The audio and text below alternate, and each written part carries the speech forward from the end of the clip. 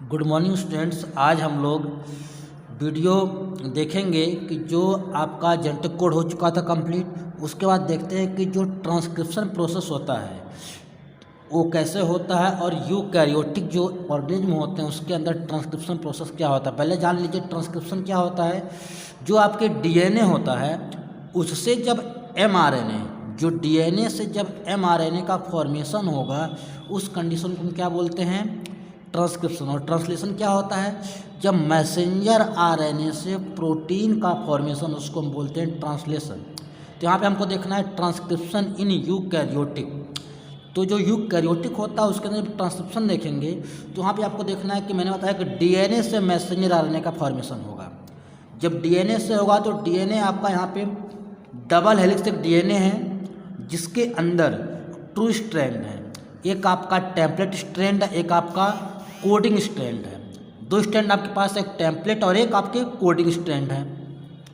तो एक चीज़ आपको पता होना चाहिए कि जो आपका ट्रांसक्रिप्शन होता है वो आपका हमेशा टेम्पलेट जो स्ट्रैंड है उससे स्टार्ट होता है, लेकिन जो आप डीएनए का रेप्लिकेशन देखे थे वहाँ के जो डीएनए के दोनों स्ट्रैंड थे, मतलब कोडिंग और टेम्पलेट दोनों से रेप्लिकेशन हो रहा था। लेकिन जब यहाँ पे ट्रांसक्रिप्शन की बात होगी तो केवल जो टेम्पलेट स्ट्रैंड है उससे आपका मैसेंजर आरएनए का फॉर्मेशन होता है। तो यहाँ पे देखिए जो टेम्पलेट स्ट्रैंड है उसके जो एंड्स हैं कौन से, 3 प्राइम टू 5 प्राइम एंड्स हैं। जो टेम्पलेट का है वो 3 प्राइम टू 5 प्राइम एंड है, लेकिन जो कोडिंग का आपका स्ट्रैंड है वो 5 प्राइम टू 3 प्राइम एंड है। तो और इसमें देखिए यहाँ पे कि जो आपका डीएनए है उसके अंदर एक स्ट्रक्चर दिख रहा होगा जिसको हम बोलते हैं सिग्मा फैक्टर। और जो सिग्मा फैक्टर होता है वो प्रमोटर का काम करता है। प्रमोटर का काम का मतलब है कि आपकी जो एक्टिविटी है, जो ट्रांसक्रिप्शन है, उसको प्रमोट करने के लिए, इनिशिएशन के लिए, स्टार्टिंग के लिए रिस्पॉन्सिबल। अगर आपका सिग्मा फैक्टर प्रेजेंट नहीं होगा डीएनए में तो आपका जो ट्रांसक्रिप्शन प्रोसेस है स्टार्ट नहीं होगा। और चीज़ और जानिए, जो आपका टेम्पलेट स्ट्रैंड है, जो आपका प्रोसेस होगा ट्रांसक्रिप्शन, टेम्पलेट स्ट्रैंड से आपका बनना क्या चाहिए, 5 प्राइम टू 3 प्राइम एंड की तरफ आपका स्ट्रक्चर बनना चाहिए ट्रांसक्रिप्शन के लिए। लेकिन जब आपका ट्रांसक्रिप्शन होगा तो टेम्पलेट स्ट्रैंड से पहले आपका प्राइमरी कॉपी बनेगी। पहले आपकी क्या बनेगी, प्राइमरी कॉपी बनेगी, जिसको हम क्या बोलते हैं, एचएनआरएनए बोलते हैं। एचएनआरएनए बोलते हैं। इस एचएनआरएनए का मतलब क्या है कि जो है आपके आरएनए होंगे, जो मैसेंजर आरएनए होंगे, एचएनआरएनए का मतलब है कि आपके जो हेट्रोजीनस आरएनए होंगे, हेट्रोजीनस जो आरएनए होंगे उसको आप क्या बोलते हैं, एचएनआरएनए। ये आपकी प्राइमरी, टेम्पलेट से ऐसा नहीं कि टेम्पलेट स्ट्रैंड से आपका डायरेक्ट ट्रांसक्रिप्शन हुआ और ट्रांसक्रिप्शन से बाद आपका डायरेक्ट मैच्योर मैसेंजर आरएनए बन गया। और डायरेक्ट आपका मैच्योर मैसेंजर आरएनए नहीं बनेगा, पहले उससे बनेगा एचएनआरएनए, हेट्रोजीनस आरएनए बनेगा। उसके बाद आपका फिर क्या बनेगा, मैच्योर एमआरएनए बनेगा। उसके लिए क्या होता है, इसको हम एचएनआरएनए क्यों कहते हैं, ये आपका एक एचएनआरएनए का ये डायग्राम है। ये यहाँ से लेकर के यहाँ तक का है आपका एचएनआरएनए का डायग्राम। इसको एचएनआरएनए नाम इसलिए दिया क्योंकि इसमें देखिए आपका कि हेट्रोजीनस मीन्स 2 टाइप के यहाँ पे क्या है, सब्सटेंस प्रेजेंट है। 2 टाइप के क्या है यहाँ पे सब्सटेंस है, सेम टाइप का नहीं, हेट्रोजीनस है। हेट्रोजीनस कैसे हैं, ये जो आपकी ब्लैक वाली स्पॉट दिख रहा है इसको आप बोलते हैं इंट्रॉन्स, और जो वाइट वाला है इसको आप बोलते हैं एक्सॉन्स। इसमें 2 टाइप के स्ट्रक्चर हैं, एक इंट्रॉन्स है और एक आपका एक्सॉन्स है। तो इंट्रॉन्स और एक्सॉन्स को इसको बोलते हैं हेट्रोजीनस आरएनए। अब इसका इंट्रॉन्स और एक्सॉन्स का रोल इसलिए है, अगर आपका इंट्रॉन्स है तो इंट्रेंस क्या होता है, आपका अनएक्सप्रेस कैरेक्टर है। अनएक्सप्रेस मीन्स कि आपके जो जेनेटिक कैरेक्टर है उसको कैरी नहीं करेगा इंट्रॉन्स। तो जेनेटिक कैरेक्टर को कैरी करने की रिस्पॉन्सिबिलिटी किसकी, केवल और केवल एक्सॉन की। लेकिन जो आपका प्राइमरी कॉपी बना हुआ है एचएनआरएनए का, अगर यहाँ पे मान लीजिए कैरेक्टर हमारा कॉपी हुआ, यहाँ से ट्रांसफ़र होगा तो बीच में इंट्रॉन्स आ गया तो यहाँ से कैरेक्टर हमारा आगे नहीं बढ़ पाएगा। इस वजह से इस प्रोसेस में हमको क्या करना है कि जो एचएनआरएनए हैं उसके अंदर कुछ एडिशनल प्रोसेस होते हैं, उसके अंदर कुछ क्या होते हैं, एडिशनल प्रोसेस होते हैं, और जो एडिशनल प्रोसेस होगा उसी से फिर हमारा क्या बनेगा, मैसेंजर आरएनए का फॉर्मेशन होगा। देखिए जो आपका एचएनआरएनए है उसका एडिशनल प्रोसेस क्या होती है, जो आपका आरएनए होगा उसके 2 एंड्स होंगे, एक आपका होगा 5 प्राइम एंड्स और एक आपका होगा 3 प्राइम एंड्स, एक 5 प्राइम एंड्स और एक आपका 3 प्राइम एंड। जो आपका 5 प्राइम एंड होगा, जो आपका 5 प्राइम एंड होगा उसके ऊपर कुछ स्ट्रक्चर अटैच होते हैं, उसको हम बोलते हैं कैपिंग। जब आपके 5 प्राइम एंड पे कुछ स्ट्रक्चर अटैच होंगे उसको हम क्या बोलते हैं, कैपिंग। और कुछ स्ट्रक्चर आपके 3 प्राइम एंड पर भी अटैच होते हैं तो उसको हम क्या बोलते हैं, टेलिंग। अभी देखना है कि कैपिंग में जो 5 प्राइम एंड पे क्या अटैच होते हैं और 3 प्राइम एंड्स पे क्या अटैच होते हैं। जब आपका 5 प्राइम एंड्स होगा उसको हम बोलते हैं कैप रीजन भी बोलते हैं, कैपिंग हो रहा है वहाँ पे इसलिए उसको कैप रीजन भी बोलते हैं।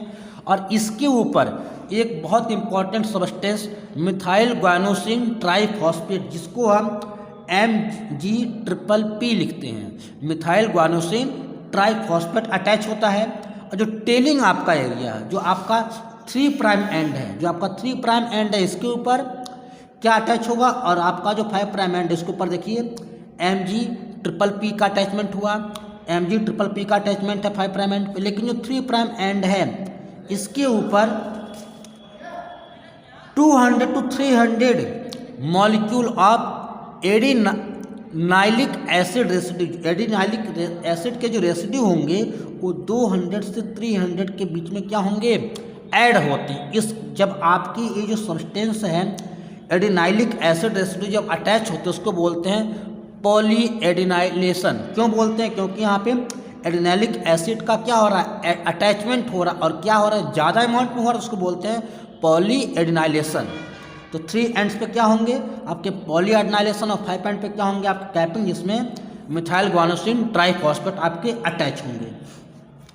ये तो आपके जो आपका HNRNA था इसके ऊपर क्या हो गए, 5 प्राइम एंड के ऊपर MgPP और 3 प्राइम एंड के ऊपर क्या अटैचमेंट होगा आपके पॉली एटेल भी उसको बोलते हैं। पॉली एटेल इसलिए बोलते हैं क्योंकि पॉली एडिनाइलिक एसिड आपका अटैचमेंट उसको बोलते हैं पॉली एटेल। आपका अटैचमेंट यहाँ पे हुआ, यहाँ पे आपका 5 प्राइम पे MgPP अटैचमेंट हुआ।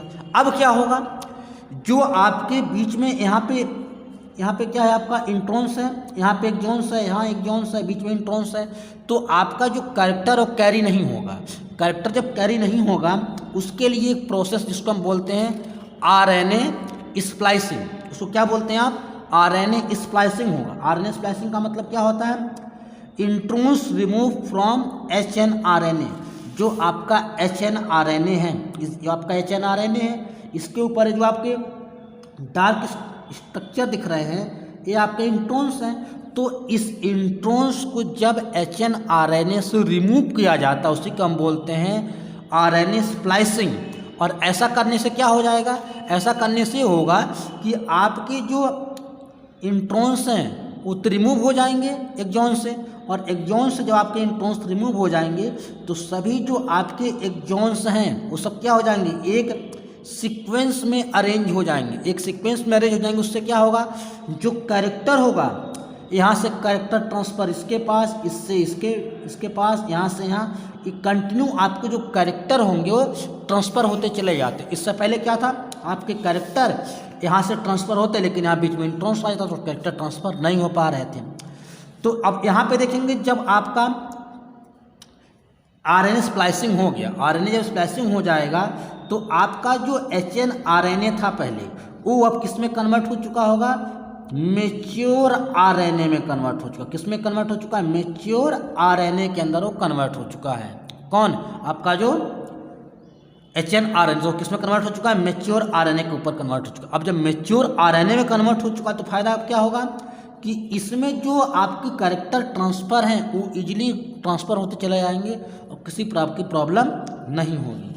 ये आपका छोटा सा टॉपिक था, process of transcription in eukaryotic, कि यूकैरियोटिक में DNA से हमारा मैसेंजर RNA का फॉर्मेशन कैसे होता है। एक और ध्यान दीजिएगा कि जो आपके इस यूकैरियोटिक में कुछ एंजाइम काम करते हैं, कुछ एंजाइम जैसे आरएनए पॉलीमरेज,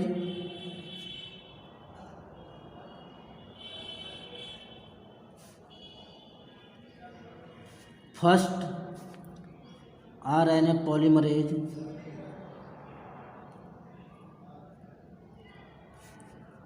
सेकेंड, थर्ड आपका है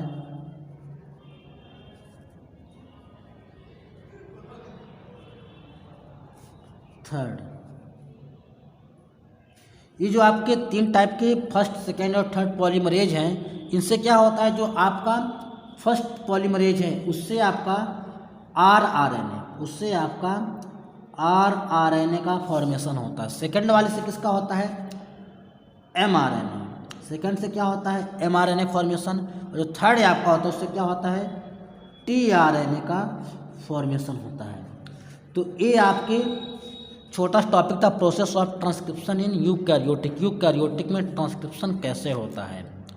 तो बहुत सिंपल है कि डीएनए के 2 स्ट्रैंड होते हैं, एक 3' एंड 2, एक 5' एंड, और जो टेम्पलेट होता है उसी से आपका ट्रांसक्रिप्शन होता है और उससे आप क्या बनते हैं, मैसेंजर आरएनए का फॉर्मेशन होता है। और वहाँ पे एक सिग्मा फैक्टर होता है जो प्रमोटर की तरह काम करता है। और जो आपका ट्रांसक्रिप्शन होगा तो पहले आपका एचएनआरएनए बनता है जो आपका प्राइमरी कॉपी होती है, इनिशियल कॉपी होती है। उसके बाद उसमें आरएनए स्प्लाइसिंग होता है और वहाँ पे आपके फिर मैच्योर मैसेंजर आरएनए का फॉर्मेशन होता है। ये आपका एक छोटा सा वीडियो था, इसको आप देखिएगा, समझिएगा। अगर कोई प्रॉब्लम होगी तो हमसे डिस्कस करिएगा। Thanks and have a nice day.